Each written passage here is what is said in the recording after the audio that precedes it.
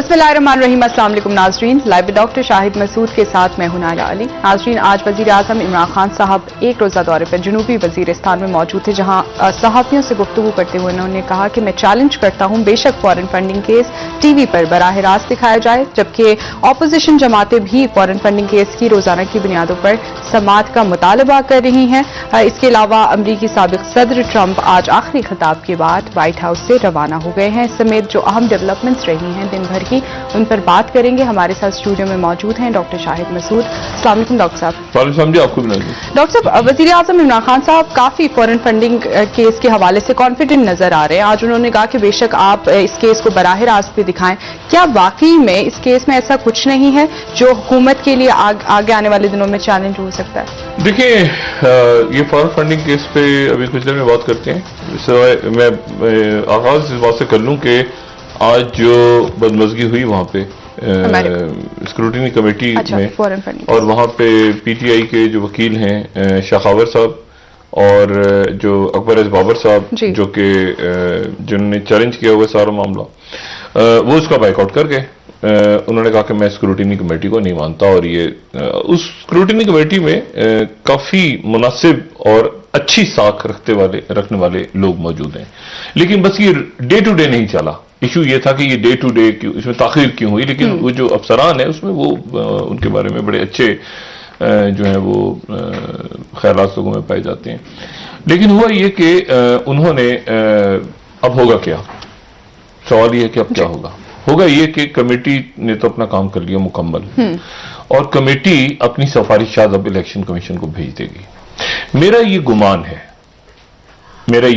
जो गलत भी हो सकता है बिल्कुल, लेकिन मेरा ये गुमान है कि उसमें वो ये नहीं कहेंगे कि पार्टी को कालअदम करार दे दिया जाए, और इसमें ये सारा, वो गालिबन ये बात कहेंगे कि इसमें कुछ अगर कुछ ऐसी फंडिंग जिसके बारे में शकूक व शुबहात हैं या मुशबह फंडिंग है, तो उसको जब्त कर लिया जाए। यानी वो बात जो 2 रोज पहले, और फिर उसके ऊपर अपोजिशन उठेगी और शायद वो फिर आगे मामला लेके जाए अदालतों तक, या इलेक्शन कमीशन जो है वो ये सिफारिशात गालिबन, फिर फैसला 12 इलेक्शन कमीशन है, सिफारिशात जो जाएंगी गालिबन वो इस किस्म की होंगी। ठीक है, सिफारिशात गालिबन इस किस्म की होंगी। फैसला फिर इलेक्शन कमीशन करता है, वो क्या करता है, उसके बाद फिर ये मामला अगर फेवर में करता है, अगेंस्ट करता है, मैक्सिमम करता है, कम से कम करता है, कुछ भी करता है, तो उसके नतीजे में जो है वो मामला फिर अदालत में जाएगा। और इसके नतीजे में मैं आपको बताऊं कि इसमें वो कहते हैं ना, हम तो डूबे हैं सनम, तुमको भी ले डूबेंगे।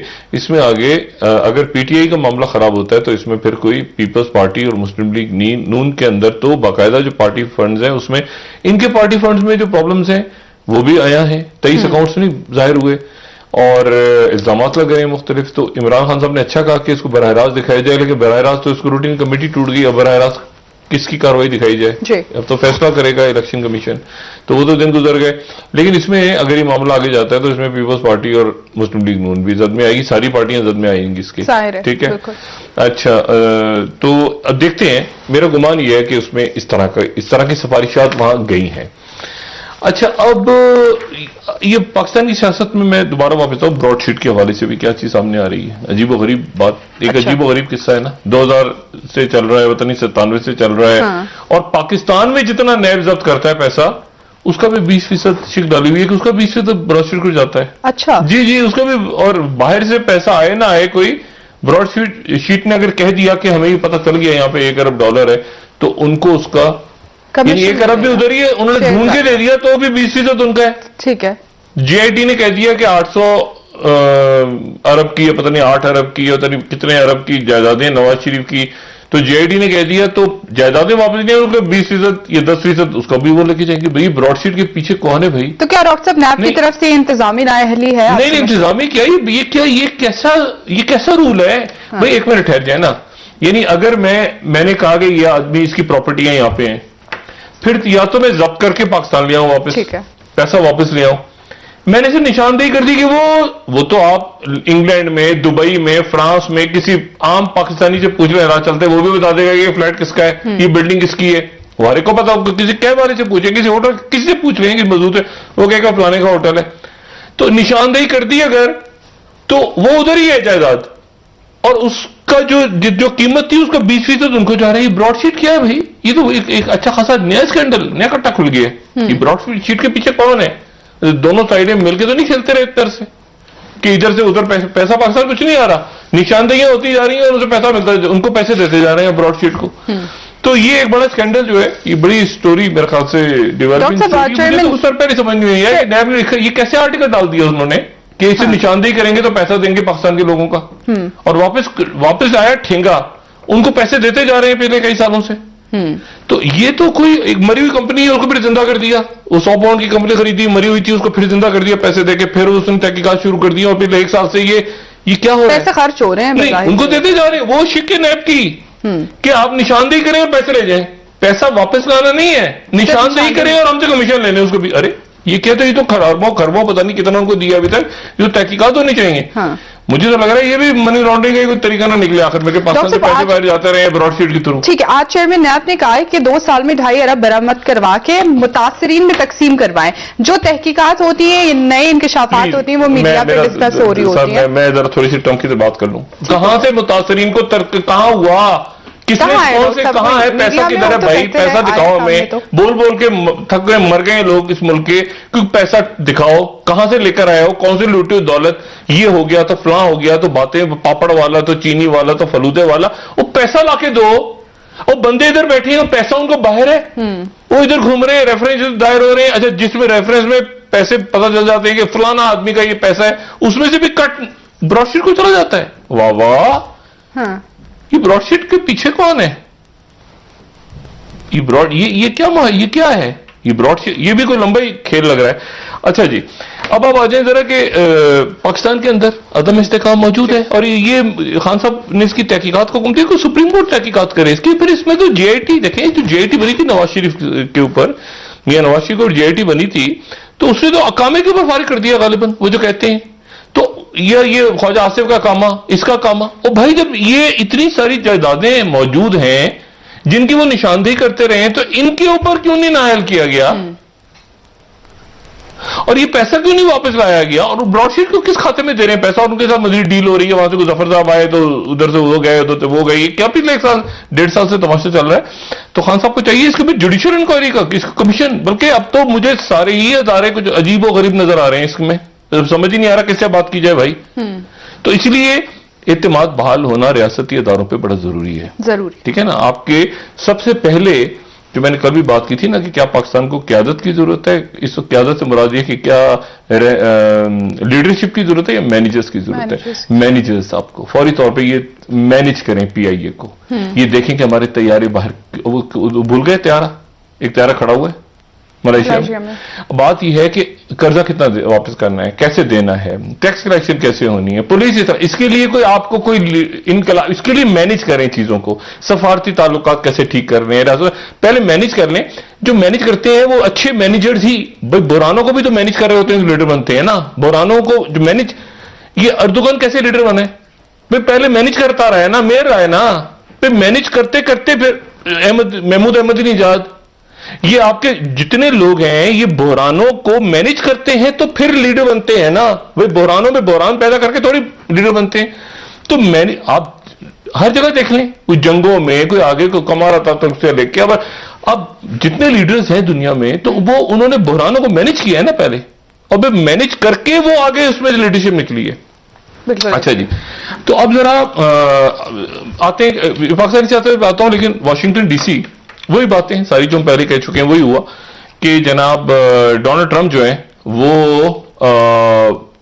ہاتھ ملائے بغیر، خدا حافظ کیے بغیر، خوش آمدید کیے بغیر بائیڈن کو، وہ میرین 1 جو ان کا ہیلی کاپٹر ہے اس کو فلائی کر کے، اور وہ وائٹ ہاؤس کے ساؤتھ لان سے وہ چلے گئے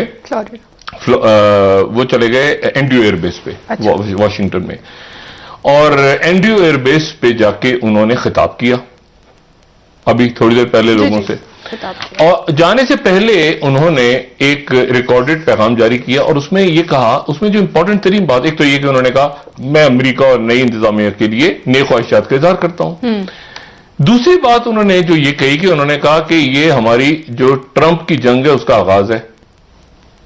جو ٹرمپ کی جنگ ہے اس کا آغاز ہے آج یعنی یہ نہ سمجھو کہ ابھی بھی وہ اپنی جگہ پہ ہی موجود ہے، ٹرمپزم جو ہے نا وہ ختم نہیں ہوا. اور انہوں نے فوجی اعزاز لیا N D U air base پہ، یعنی وائٹ ہاؤس میں نہیں، N D U air base پہ جب پہنچے، اور انہوں نے خاص طور پہ فوجیوں کا بار بار ذکر کیا کہ دیکھو میرے ملک کے فوج مجھ سے کتنی محبت کر. ابھی صدر ہے وہ، آپ نے سابق صدر کہہ دیا، ابھی وہ صدر ہے. ابھی وہ یہ پروگرام جو لائیو جا رہا ہے تو اس کے کوئی ڈیڑھ گھنٹے کے بعد وہ نئے صدر حلف اٹھائیں گے. جب اس کا ریپیٹ ہوگا تو حلف اٹھا چکے ہوں گے وہ.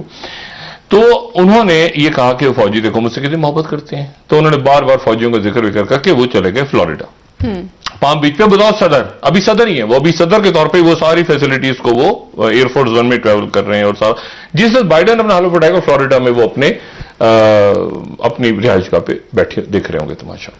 اچھا، اب جو بائیڈن حلف اٹھائیں گے اور بائیڈن کے ساتھ اٹھائیں گی کملا ہیرس، ٹھیک ہے. اچھا، پینس ان کو انہوں نے بہت سے لوگوں سے کہا تھا مجھے چھوڑنے آؤ N D U air base پہ، اس میں مائک پینس کو بھی کہا تھا. پینس کیسے، پینس ادھر جاتا ہے یا ادھر رہ کے وائٹ ہاؤس میں ادھر کیپٹل ہل پہ اس کو انتقال اقتدار کرتا تو وہ بھی چھوڑنے نہیں گیا. وہاں چھوڑنے کوئی بھی نہیں گیا نا، بہت سارے لوگوں کو بلایا تھا تو N D U air base پہ بس وہ لوگ تھے بہت کون تھے خدا جانے، وہ آتا تھا کے نکل گیا ٹرمپ.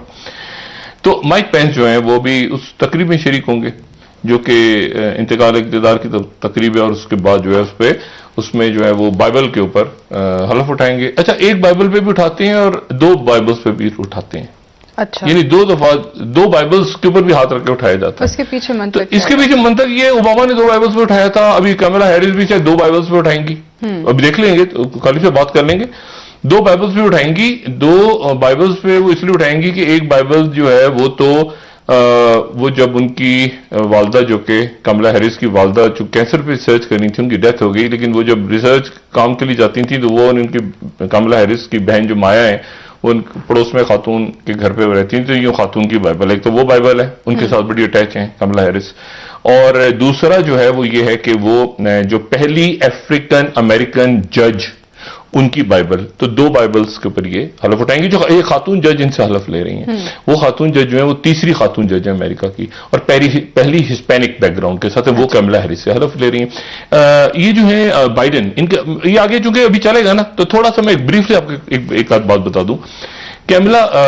بائیڈن جو ہیں، بائیڈن کے ساتھ ان کی اہلیہ ہوں گی ڈاکٹر جل بائیڈن.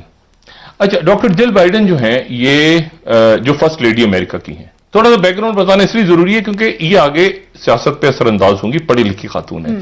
یہ انگلش لٹریچر کی پروفیسر ہیں جو ان کی اہلیہ ہیں، اور ان کی 1977 میں ان کی شادی ہوئی، اور ان کی ایک بیٹی ہے. یعنی اس وقت آپ سمجھیں کہ جیسے چونکہ یہ جگہ لے رہے ہیں نا ساری ایونکا ٹرمپ اور اس کی، تو بیٹی کی انٹروڈکشن بھی ضروری ہے. ایشلین کی بیٹی کا نام ہے. بڑی ڈیسنٹ، بڑی چھوٹے موٹے جرائم میں کہیں پکڑی گئی ہیں وہ یوتھ میں، ادھر ادھر کوکین کوئی ٹریفک توڑ دیا، کوئی یہ کر دیا وہ کر دیا. لیکن یہ ہے کہ ان کی ایک بڑے زبردست قسم کے سرجن ہیں وہاں پہ، پلاسٹک سرجن، ان کے ساتھ ان کی شادی ہوئی ہے. بڑی ڈیسنٹ قسم کی وہ، مطلب ان لائک ایونکا ٹرمپ وہ بہت زیادہ کودتی نہیں ہے سیاست میں. اچھا، یہ جو ہیں یہ ان کی اصل یعنی سگی والدہ ہیں. جل بائیڈن جو ہیں، ڈاکٹر جل بائیڈن جو انگلش کی پروفیسر ہیں، جو فرسٹ لیڈی امریکہ کی، وہ ان کی اصل یعنی سگی والدہ ہیں. لیکن یہ جو بائیڈن کی دوسری بیوی ہیں، ان کی پہلی بیوی 1972 میں جب جو بائیڈن سینیٹر بنے تھے، دوبارہ یاد کریں تو ان کی پہلی بیوی، ان کے سینیٹر منتخب ہونے اور ان کے حلف اٹھانے کے درمیان کرسمس آ گیا تھا. وہ اپنی چھوٹی بیٹی، بالکل چھوٹی سی بیٹی تھی ان کی، اس کے ساتھ وہ جا رہی تھیں، اور دو بیٹے تھے ان کے، تو ان کو پیچھے بٹھایا ہوا تھا، بیٹی کو آگے بٹھایا ہوا تھا. ٹکر ہو گئی گاڑی کی، ٹرالر نے ٹکر مار دی، اور اس کے نتیجے میں ان کی بیوی کی بھی ڈیتھ ہو گئی اور ان کی چھوٹی بیٹی کی بھی ڈیتھ ہو گئی. دو بیٹے بچ گئے. اور اس کے بعد جب جو بائیڈن نے ایز اے سینیٹر حلف اٹھایا تو اس میں ان کے دو بیٹے جو تھے، اس میں سے ایک بیٹے کو اس کی ٹانگ ٹوٹ گئی تھی، تو اس کو پلاسٹر میں وہ وہاں پہ شریک ہوئے تھے آ کے. تو جو بائیڈن جو ہے ان کی ایک بڑی ان کی ٹریجک لائف رہی ہے. پھر ان کے دو بیٹے جو زندہ رہے، انہوں نے پھر یہ کہا اپنے والد کو کہ آپ دوسری شادی کر لیں. تو 77 میں پھر دونوں بیٹوں نے اپنے والد کی شادی کرا دی ڈاکٹر یہ جل بائیڈن سے. اور پھر ان سے بیٹی ہوئی ایشلے. لیکن ایک بیٹا جو تھا, دونوں بیٹے وکیل, لیکن ایک بیٹا جو تھا بیڈو بائیڈن جو ہے, اس کی پھر ڈیتھ ہو گئی برین ٹیومر سے جب یہ نائب صدر تھے امریکہ کے. بات کر چکے ہیں. تو ایک ہی بیٹا, ایک بیٹا اور ایک بیٹی, ٹھیک ہے. لیکن یہ ذہن میں رہے کہ وہ جو ہے وہ مطلب اس طرح سے فیملی کو انڈرسٹینڈ کرنا ضروری ہے, کیونکہ یہ فیملی جو ہے یہ ٹریڈیشنل ایک پڑھی لکھے لوگ ہیں. یہ وہ حرکتیں نہیں ہیں جو ٹرمپ کے بچے کرتے تھے. آپ سمجھ لیں گے اوباما کی جیسے فیملی تھی, یہ جیسے ٹریڈیشنل امریکنز ہوتے ہیں.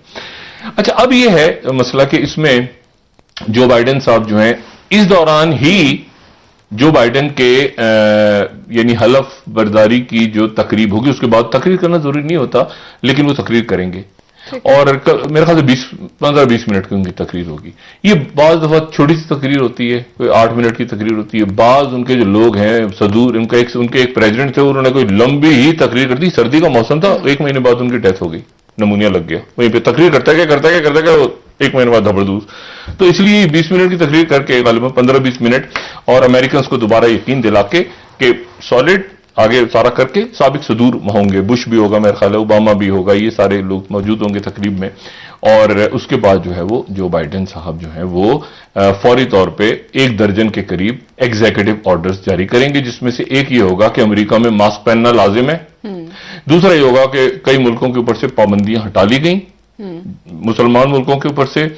اور اس کے ساتھ ہی ایک تو یہ کام ہو رہا ہے نا, میں نے کہا تھا کہ ایک تو اندرونی بحرانوں پہ وہ توجہ دیں گے, لیکن اس کے ساتھ ہی جو ٹونی بلنکن ہیں, ان کے سیکٹری خارجہ نئے, ان کی کنفرمیشن کی ہیئرنگز جو ہیں وہ ہوئی ہیں کانگریس میں. جی ٹھیک ہے.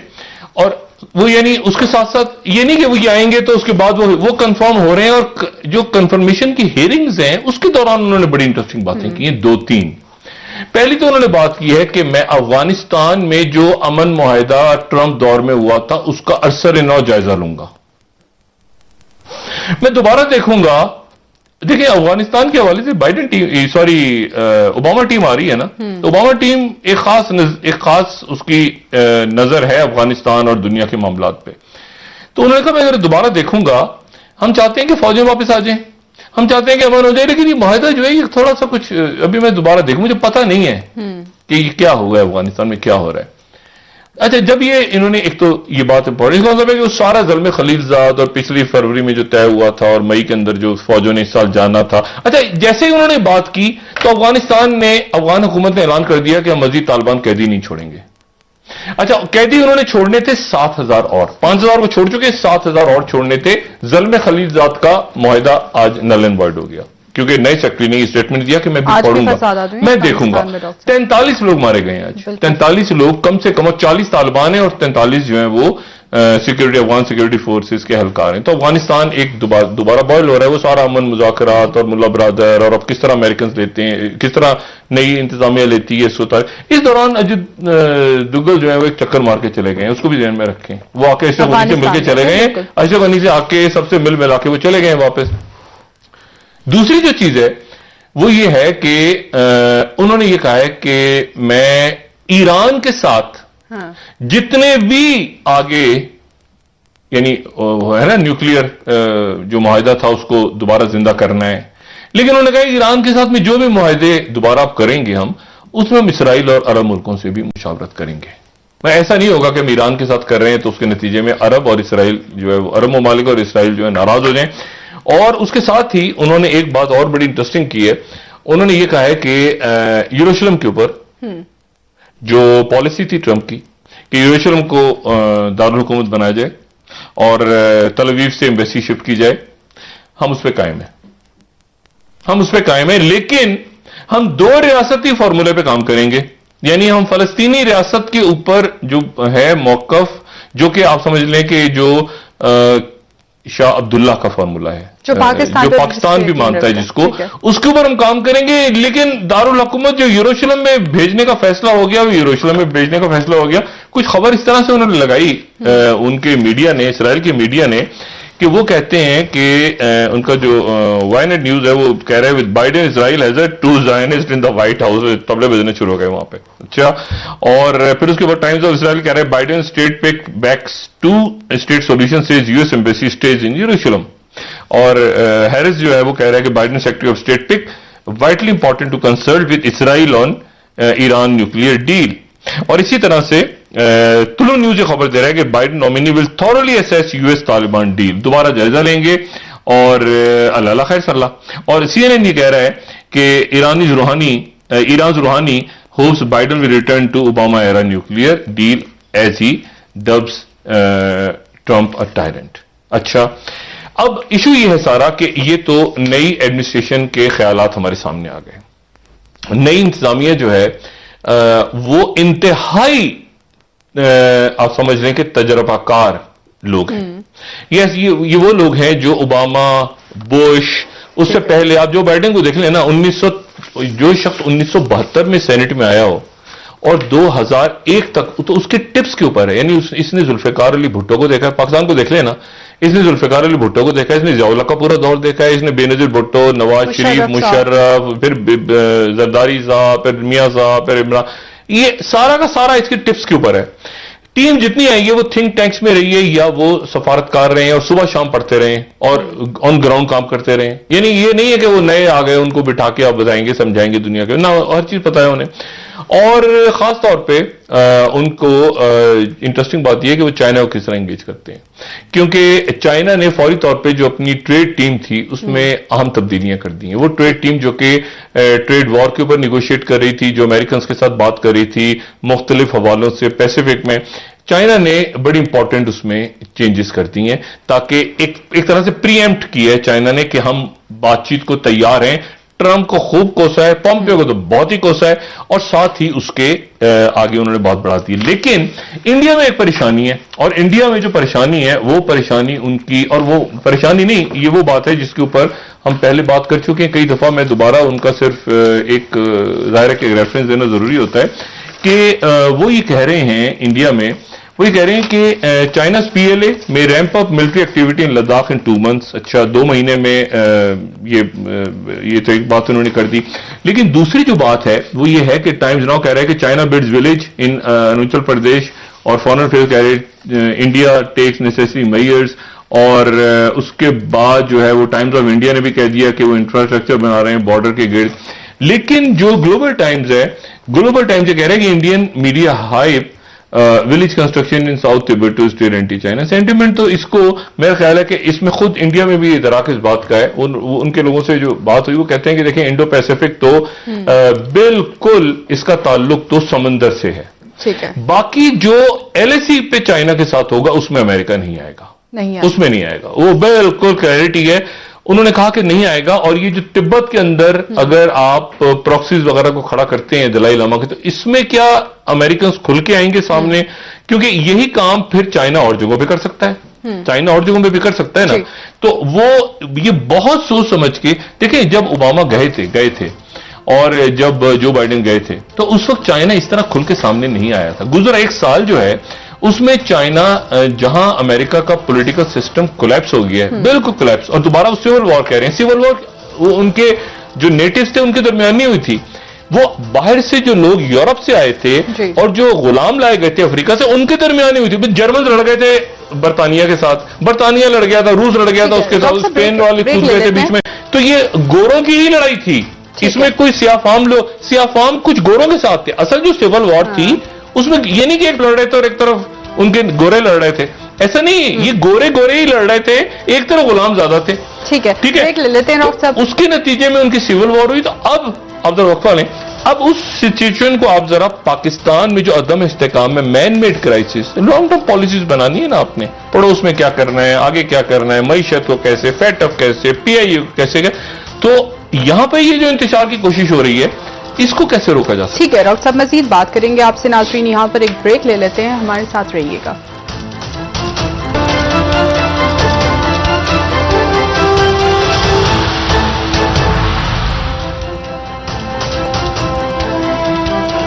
ویلکم بیک ناظرین. جی ڈاکٹر صاحب, ملکی سیاست پر بات کر لیتے ہیں. وزیر اعظم صاحب نے آج ایک دلچسپ اسٹیٹمنٹ دیا ہے, کہہ رہے ہیں کہ کہیں ممالک اپوزیشن کو پیسے دیتے رہے لیکن تعلقات کی وجہ سے ہم بتا نہیں سکتے.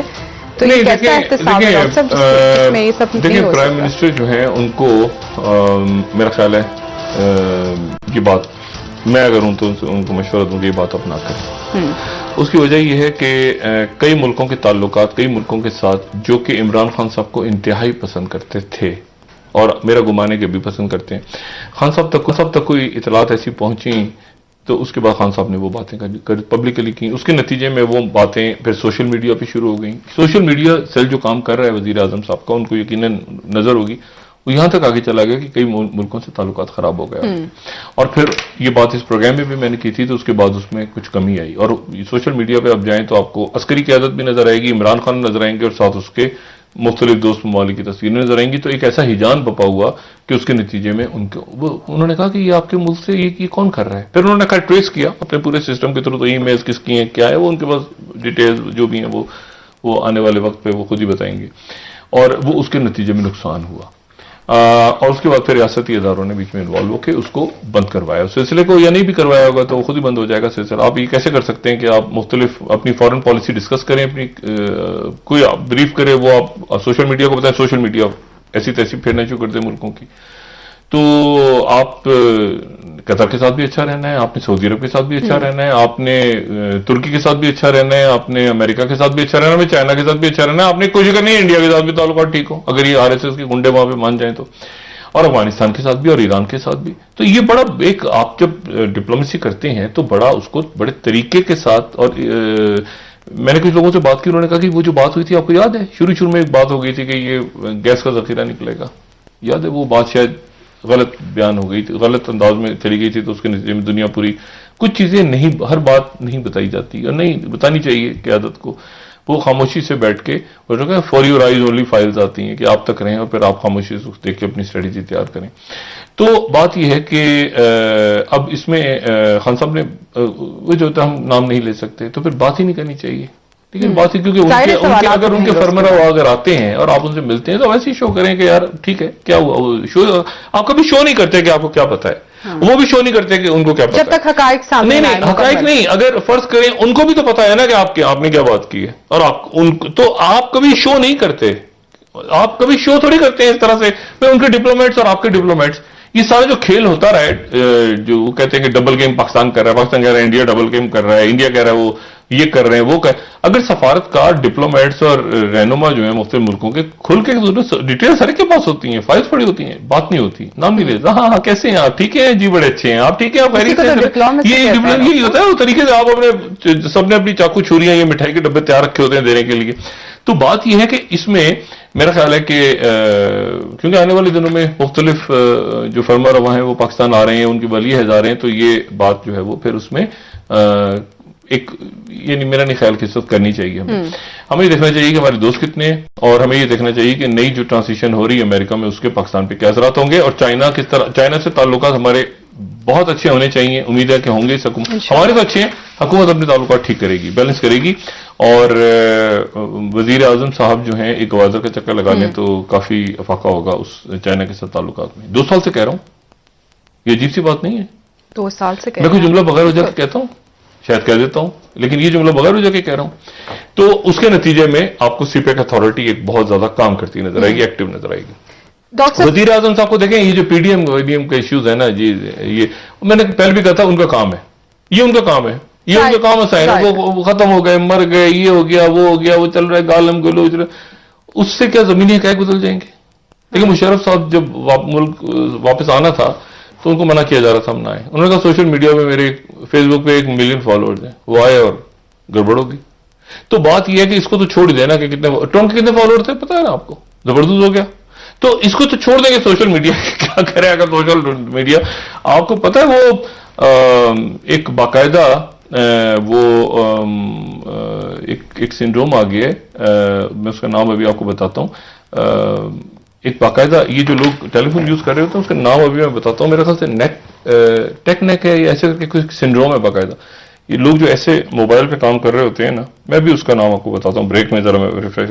تو ایسے موبائل پہ کام کر رہے ہوتے ہیں نا ایسے سارا وقت, ہماری جو نوجوان نسل ہے خاص طور پہ ایسے کام کر رہے ہوتے ہیں, تو یہاں پر ان کے جو گردن نیچے ہونے سے یا جو بڑی عمر کے لوگ ہیں یا جو نوجوان ہیں پراپر ان کو نیک کے پرابلم شروع ہو گئے ہیں, اور اس کا وہ ایک نام آ گیا بیماری کا, وہ ابھی بتا دو. ہاں ٹیسٹ نیک وہ ایسے بیٹھ کے ٹیکسٹ کر رہے ہیں نا, یہ اس طرح کا ٹیسٹ نیک سے. تو اب ڈاکٹر یہ کہتے ہیں کہ اگر آپ نے ٹیلی فون یوز کرنا ہو تو ایسے یوز کریں, اپنا موبائل فون ایسے پکڑ کے استعمال کریں, کسی بھی عمر کے ہوں, چاہے بچے ہوں چاہے بڑے ہوں, ایسے دیکھیں, اس کو ایسے نہ دیکھیں. ٹیکسٹ بھی ایسے نہ کریں بیٹھ کے, یہ گردن ٹیڑھی کر کے ایسے فون کو ایسے دیکھا کریں سیدھا. تو بات ایشو یہ اس ایسے بیچ میں ذکر آ گیا, کیونکہ میں یہ کہہ رہا ہوں کہ فالوور سوشل میڈیا پہ تو سب کے ہوتے ہیں, زمینی حقائق مختلف. نہیں, میں زمینی حقائق تو دیکھیں نا, مطلب ہے کہ آپ نے کوئی جہاں پر فوٹیج آپ دیکھیں کہ آرمینیا آذربائیجان کی فوٹیج کس طرح سینسر ہوئی ہے آج کی دنیا میں بھی, آپ دیکھیں بہت کم فوٹیج آئی ہے سامنے, حالانکہ پراپر جنگ ہوئی ہے وہاں پہ, لیکن جب کنٹرول کرنا ہوتا ہے راستہ مجال ہے جو ایک فوٹیج الٹی سیدھی آ جائے وہاں سے, وہاں بہت کچھ ہوا ہے. فوٹیج نہیں بنانے دیا, ہمیں بھی اٹھا کے سائڈ پہ کر دیا کہ ایک منٹ ٹیلی فون ویلی فون سائڈ پہ رکھے جائیں بارڈر سے دور. تو بات یہ ہے کہ اس میں وہ پتہ نہیں اس کو کیا رنگ دے دیا جاتا, کیا ہوتا سلسلہ. تو بڑی لمیٹڈ سی فوٹیج ہمارے سامنے آئی, وار زون سے سوشل میڈیا کو دور رکھا گیا. اب بات یہ ہے پاکستان میں مین میڈ کرائسس ہے. عمران خان صاحب جو باتیں جتنی بھی کر رہے ہیں نا, تو ایک بات ان کی سب سے زیادہ اہم ہے جس کو بدقسمتی کے ساتھ شاید ان کی ٹیم نہیں اٹھا پا رہی. کیا مسئلہ ہے؟ اور وہ یہ ہے کہ وہ جو یہ کہہ رہے ہیں کہ ہم نے کووڈ کے دوران کاروبار کو جاری رکھا اور معیشت کو ختم نہیں ہونے دیا. اور اس خراب صورتحال جو بنی ہے, ایک تو کرپشن, اب اس کا تو اللہ جانتا ہے بہتر کہ کیا حساب ان کے وزراء دیں گے کہ پیٹرول کی قیمت کیوں بڑھ گئی اور یہ بحران کیوں پیدا ہو گئے. 7 مہینوں میں 34 روپے بڑھے. نہیں, وہ تو بڑے ہیں نا, تو اب اس کی وجہ بتائیں نا. وہ تو جب زیرو پہ چلا گیا تھا پیٹرول تو مفت ہو رہا تھا, بک رہا تھا, اس میں لے لیتے, دیکھیں نا عالمی منڈی. تو اب وہ قیمتیں بڑھ رہی ہیں, اگر ایل این جی کی دنیا پھر کھل رہی ہے تو اب وہ پہلے کیوں نہیں اس کو کر لیا, وہ ان کی ٹیم بتائے گی. لیکن دوسری جو بات ہے وہ یہ کہ کاروبار انہوں نے بند نہیں کیا. وہ جو ان کی ایک بات ہے نا انسٹنکٹ, اور کرونا بھی کنٹرول رہا, وہ تو ریجن میں رہا ہے نا, وہ تو میں نے کہا تھا وہ تو پورے ساؤتھ ایشیا میں رہا ہے. وہ تو اس نے بہت بڑی بھیانک غلطی کی مودی نے, کہ اس نے کہا 4 گھنٹے کے اندر اندر وہ پورا انڈیا اس نے بند کر دیا. یہاں عمران خان صاحب محتاط رہے, سارے ان کے پاس اسٹڈیز بھی آ رہی تھیں, سارا ان کے پاس ڈیٹا بھی تھا, سارا کچھ تھا, لیکن ایک انسٹنکٹ بھی ہوتی ہے نا, تو اس کے اوپر انہوں نے فیصلہ کیا, اللہ نے برکت دی, ملک کھلا رہا, معیشت چلتی رہی. اس کو لیکن اس کے ساتھ پھر کرپشن بھی آ گئی, اس کو تو ٹھیک کریں نا. بٹ بہت سارے اسکینڈل سامنے آئے. ڈاکٹر صاحب مزید بات کریں گے, ناظرین بریک ہمارے ساتھ رہیے.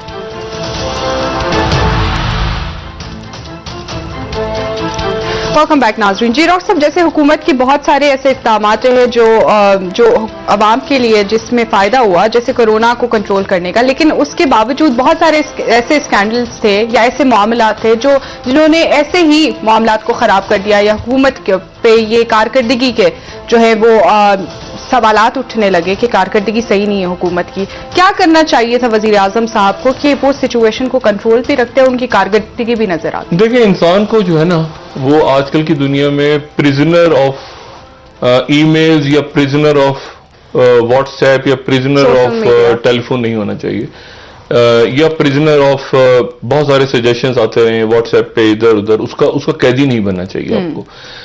آپ کی جو اگر آپ جائیں نا گوگل پہ اور ڈھونڈنا شروع کریں کہ کون سا ورڈ سب سے زیادہ تلاش کیا گیا ہے پچھلے 8-10 سالوں میں, تو وہ لفظ ہے اوتھینٹک.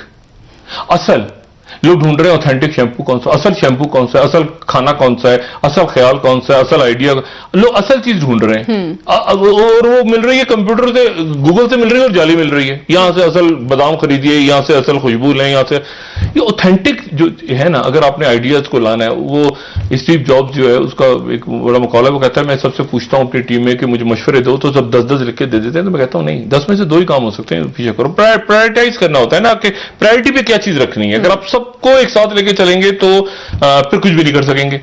تو اب کل پی ڈی ایم جو ہے, کل پی ڈی ایم پھر آپ کو ٹوٹی پھوٹی نظر آئے گی, کیونکہ اسرائیل مخالف ریلی نکال رہے ہیں مولانا فضل الرحمان, پیپلز پارٹی شریک نہیں ہو رہی. 5 تاریخ کو اسرائیل مخالف ریلی ہو اور پیپلز پارٹی اور یہ باقی جماعتیں اس میں کیسے شریک ہوں, مجھے یہ کہ اس میں کیا اچکزئی صاحب اور باقی اے این پی وغیرہ شامل ہوتی ہیں کہ نہیں شامل ہوتی, لیکن فضل الرحمان صاحب نکال رہے ہیں بارہ. ٹھیک ہے, بہت بہت شکریہ ڈاکٹر صاحب. ناظرین پروگرام کا وقت ختم ہوا, کل انشاءاللہ دوبارہ آپ سے ملاقات ہوگی. مجھے نائلہ علی کو اجازت دیجیے, اللہ حافظ. جی ڈاکٹر صاحب, اپنے دوستوں رشتہ داروں گردو نواح کے لوگوں کا سب خیال رکھیے گا, اللہ حافظ.